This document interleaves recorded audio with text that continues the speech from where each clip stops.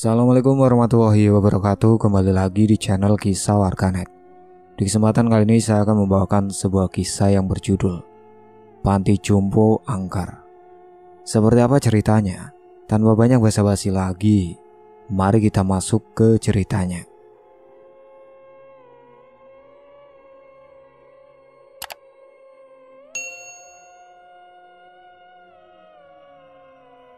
Pagi menjelang di sebuah rumah sederhana di daerah Bogor. Satu keluarga sedang melakukan aktivitasnya masing-masing, termasuk Rahma yang sedang mempersiapkan baju dan beberapa helai berkas lamaran. Wajahnya begitu bahagia, sudah diterima bekerja di sebuah panti jompo yang jaraknya tidak begitu jauh dari rumahnya, yang bisa ditempuh dengan berjalan kaki melewati villa-villa kosong tak berpenghuni. Ada sedikit rasa ketakutan di benaknya, mengingat panti jompo itu dikenal angker karena telah terjadi satu peristiwa ditemukan jasad suster dalam keadaan mengenaskan. Jasad yang masih memakai seragam putih yang sudah bercampur darah. Sejak saat itu arwahnya gentayangan. Teror suster bernama Malika membuat suster lain mengajukan resign karena ketakutan. Apalagi beberapa lansia ditemukan meninggal dengan wajah ketakutan. Rahma berusaha untuk menghilangkan rasa takutnya. Setelah semua berkas lamaran sudah disiapkan dan sudah berpakaian rapi, Rahma menuju ruang makan. Di sana Bu Warti sudah menunggu. Raut wajahnya tidak bisa menyembunyikan kekhawatiran akan terjadinya sesuatu. "Rahma, apa tidak sebaiknya kamu batalkan bekerja di sana?" "Ibu khawatir, Nak. Kamu sudah mendengar kejadian naas yang menimpa suster Malika. Sampai sekarang, kejadian itu belum terungkap. Entah apa yang terjadi dengan Malika sampai jasadnya seperti itu, dan siapa yang melakukannya. Batalkan saja ya, Nak. Kamu boleh bekerja di tempat lain, tetapi jangan di panti itu." Rahma hanya diam mendengar permintaan ibunya. Dia memang sudah mengetahui kejadian itu dan sempat mendengar jeritan Malika di tengah malam. Rumahnya merupakan rumah pertama yang paling dekat dengan panti jompo itu. Saat itu Rahma dan Bu Warti tidak bisa berbuat apa-apa dan takut untuk mendekati panti. Mereka hanya tinggal berdua sejak ayah Rahma meninggal dunia karena sakit yang dideritanya. Esok paginya, penghuni panti gempar. Pak Yatno, security panti, menemukan suster Malika tergeletak di samping toilet, terkunci di dekat sumur tua. Keadaannya mengenaskan dengan darah membasahi seragam susternya. Pihak kepolisian dihubungi oleh pemilik panti yang datang. Semua area di panti diselidiki termasuk kamar rawat lansia. Sudah 2 tahun kejadian itu berlalu, tetapi kasusnya belum terungkap sampai sekarang. Rahma hanya diam mendengar kekhawatiran Bu Warti. Dia mencoba menenangkan supaya diizinkan untuk bekerja di panti itu. "Ibu, kejadian itu sudah 2 tahun berlalu. Siapa tahu suasananya tidak seseram dulu. Ibu tidak usah khawatir. Panti itu juga tidak terlalu jauh dari rumah ini." Bu Warti berjalan keluar rumah dan berdiri menatap ke arah gedung panti yang lantai atasnya terlihat dari tempat Bu Warti berdiri. Suasana panti itu sangat suram. Tidak ada kebahagiaan, yang ada hanya kesedihan dan suasana horor. Sejak kejadian itu pemilik panti jarang datang untuk sekedar melihat. Keadaan para lansia juga memprihatinkan. Suster yang masih bertahan hanya 3 orang. Dengan kehadiran Rahma akan menjadi 4 orang. Bisa dibayangkan, gedung panti yang besar dan bertingkat hanya ada 4 orang suster yang bekerja untuk mengurus para lansia yang berjumlah 30 orang setelah sebelumnya ada sekitar 10 orang lansia ditemukan tewas misterius. Ada rasa tidak tega melihat keadaan para lansia yang tersisa. Rahma ingin mengurus lansia itu dan juga mencari tahu apa sebenarnya yang terjadi dengan suster Malika 2 tahun yang lalu.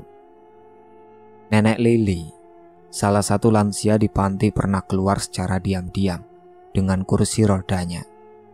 Dia menemui salah satu warga yang kebetulan melintas.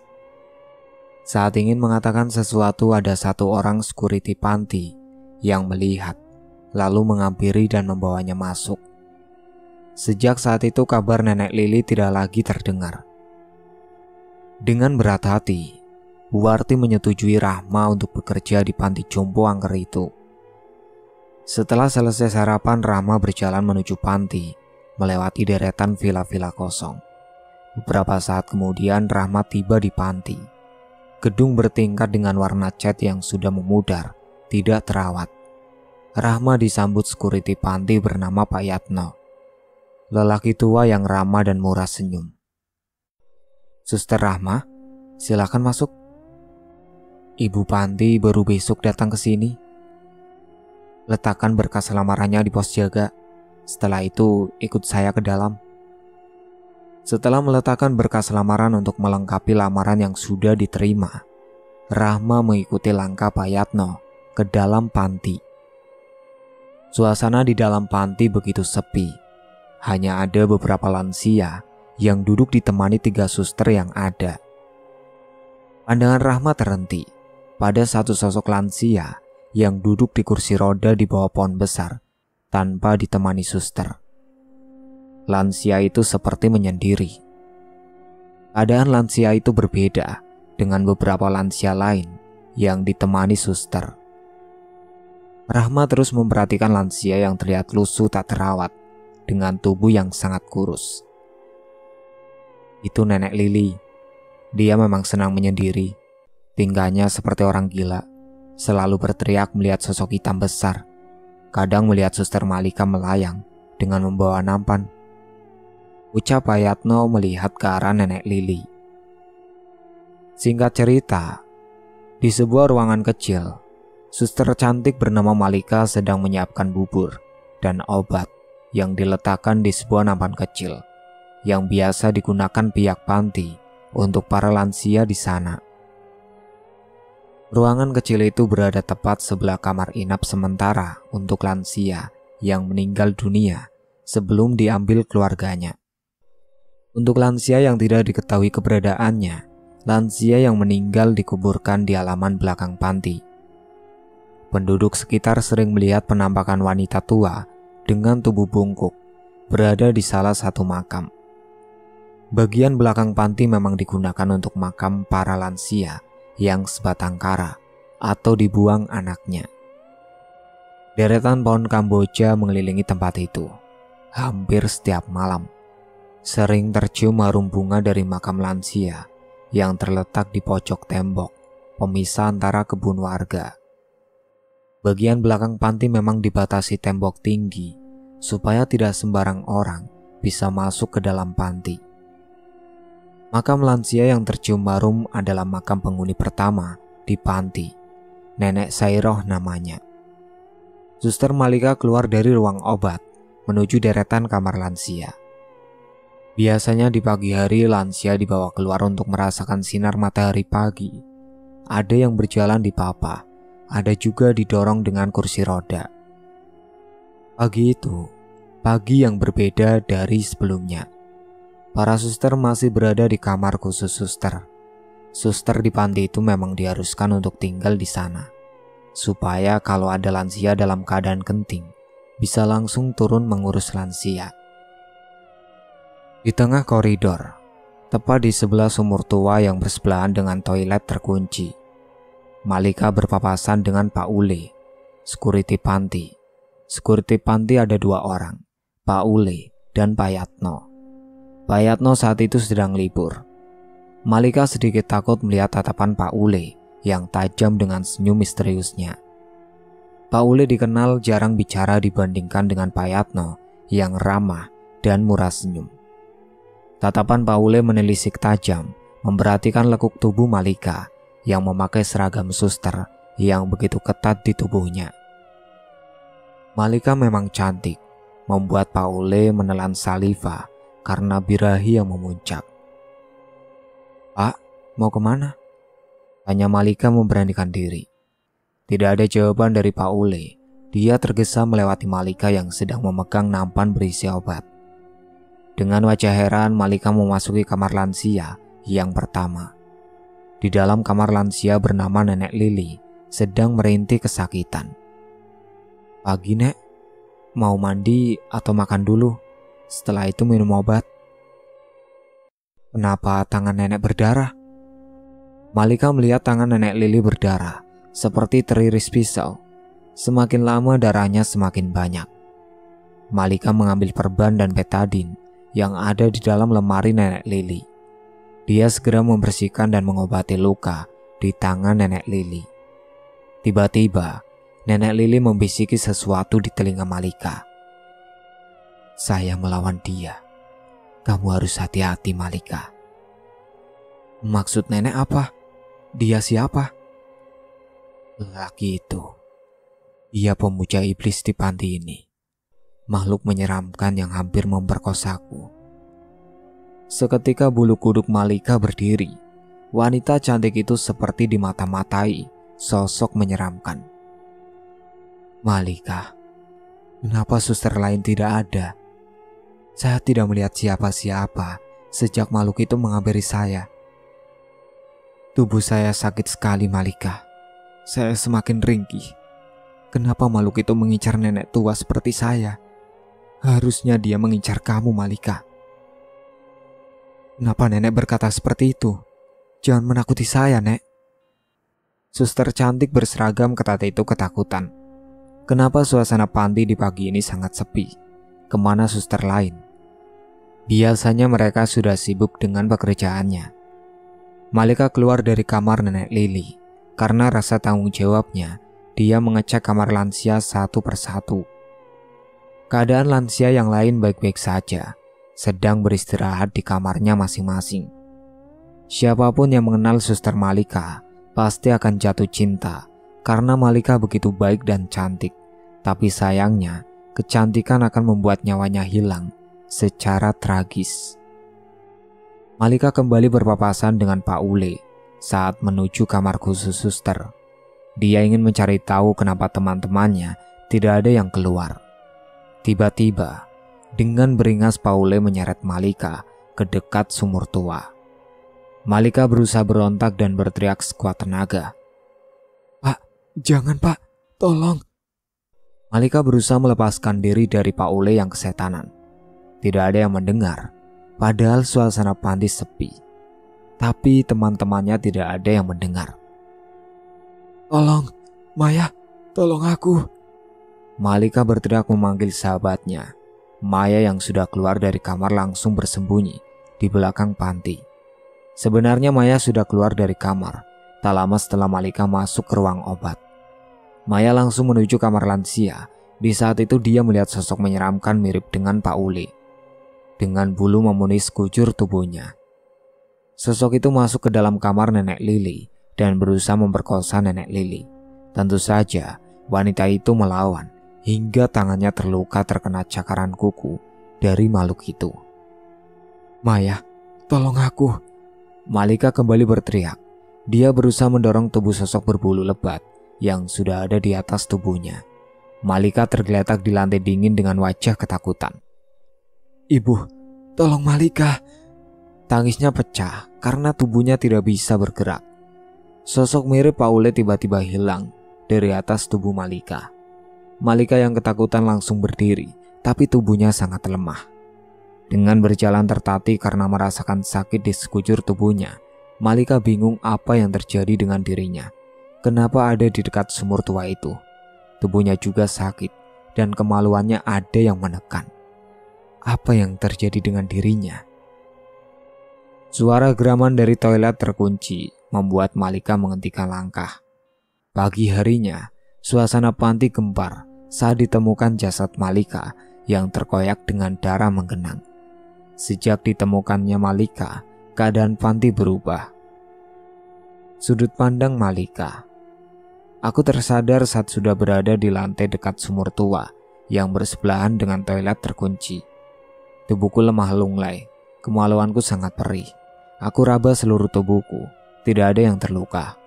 Tubuhku masih putih mulus tak ternoda, hanya saja Kemaluannya sangat sakit dan perih. Mungkin karena aku jatuh ke lantai. Aku bingung. Kenapa aku bisa ada di sini? Bukannya tadi aku dalam perjalanan menuju kamar suster setelah mengurus nenek Lily dan melihat keadaan lansia yang lain. Ini sungguh membingungkan. Kenapa aku bisa tergeletak di sini? Aku berusaha berdiri tetapi tubuhku lemah dengan berpegangan erat pada pinggir sumur tua yang tertutup rapat. Akhirnya, aku bisa berdiri. Tiba-tiba, aku mendengar suara aneh dari dalam toilet terkunci. Suara orang berjalan dan berusaha membuka pintu. Bagaimana mungkin ada seseorang di dalam sana, sedangkan gembok toilet itu terkunci dari luar? Anehnya, aku tidak merasa takut. Kenapa tubuhku begitu ringan? Aku merasa melayang tidak berdiri. Aku baru menyadari kakiku tidak menapak lantai. Ada apa denganku? Samar dalam pandanganku, aku melihat tubuhku tergeletak di lantai dengan darah menggenang.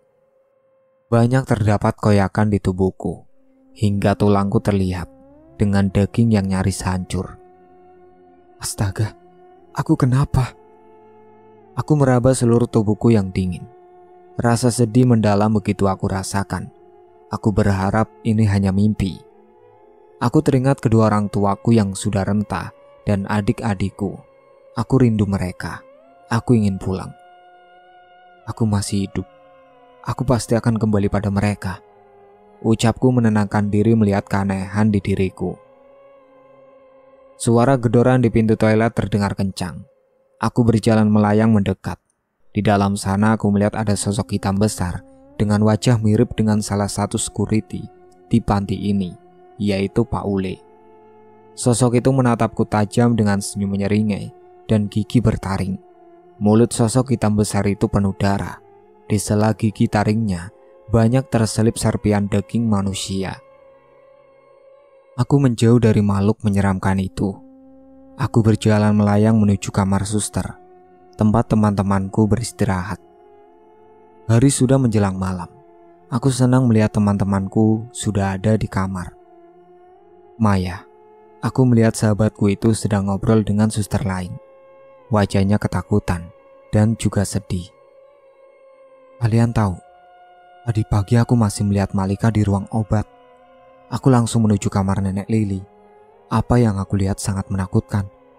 Ada sosok hitam besar dengan wajah mirip Pak Ule.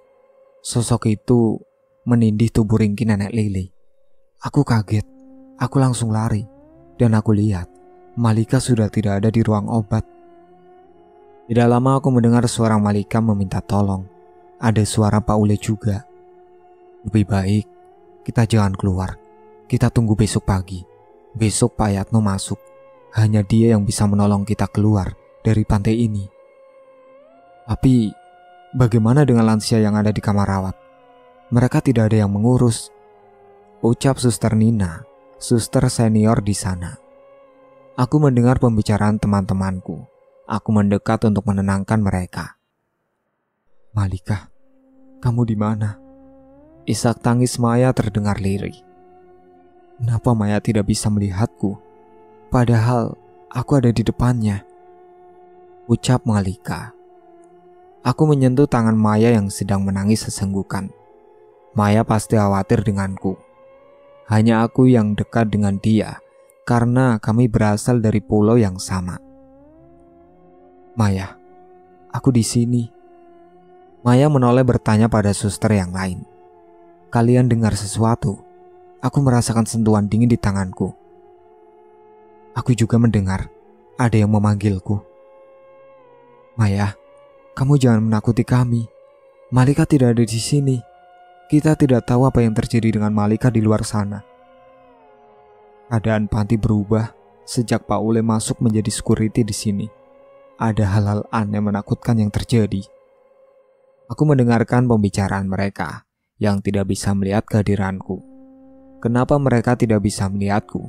Apa aku sudah mati? Aku baru menyadari kalau aku sudah mati. Aku tidak mau mati. Aku masih ingin hidup. Bagaimana dengan kedua orang tuaku dan adik-adikku? Tidak. Tangisku pecah. Sedih teramat dalam aku rasakan. Siapa yang membunuhku? Apa sosok hitam di dalam toilet itu? Apa Pak Ule yang membunuhku? Aku terduduk di lantai dengan berjarak. Tubuhku tidak bisa menyentuh lantai. Aku tidak mau mati. Aku mau hidup. Aku marah. Aku tidak terima atas kematianku. Aku harus menuntut balas. Esok pagi, suasana di panti gempar.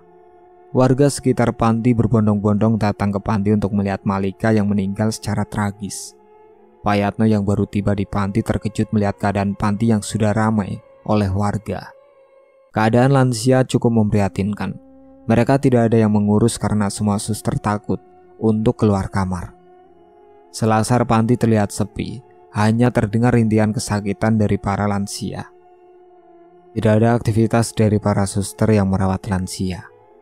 Pak Yatno menuju kamar suster saat pintu dibuka. Semua suster terlihat ketakutan. Ada apa? Kenapa kalian ketakutan? Di mana suster Malika? Kenapa kalian tidak mengurus lansia? Lihat mereka terlantar dan kelaparan.